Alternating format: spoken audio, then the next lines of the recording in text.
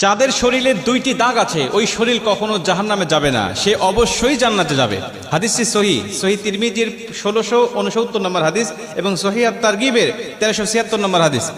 হযরত আবু উমামা রাদিয়াল্লাহু তাআলা আনহু হাদিসটা বর্ণনা করেছেন। রাসূল সাল্লাল্লাহু আলাইহি ওয়াসাল্লাম বলেন, যাদের শরীরে দুইটা দাগ আছে এবং যাদের শরীর থেকে 2 ফোঁটা তরল পদার্থ নির্গত হয় ওই শরীর কখনো জাহান্নামে যাবে না, সে অবশ্যই জান্নাতে যাবে এবং আল্লাহ পাকের কাছে এই শরীরটা সবচেয়ে প্রিয় শরীর। রাসূল সাল্লাল্লাহু আলাইহি ওয়াসাল্লাম বলেন, 1 নম্বর দাগ হলো যে ব্যক্তি জিহাদের ময়দানে আল্লাহকে খুশি করার জন্য, আল্লাহর দ্বীন কায়েম করার জন্য অথবা আল্লাহর সন্তুষ্টির জন্য যে ব্যক্তি বাতিলের মোকাবেলা করতে গিয়ে শত্রু পক্ষের আঘাতে তার শরীরে ছোট্ট একটা দাগও যদি বসে যায়, এই দাগটা কিয়ামতের ময়দানে সুপারিশ করে বা এই দাগটা থাকার কারণে কিয়ামতের ময়দানে আল্লাহ পাক তাকে জান্নাতে দিয়ে দিবে। নবীজি সাল্লাল্লাহু আলাইহি ওয়াসাল্লাম বলেন, 2 নম্বরে ফরজ ইবাদত সমূহের কোন একটি দাগ যদি তার শরীরে দেখা যায়, যেমন নামাজ পড়তে পড়তে সেজদা দিতে দিতে কপালে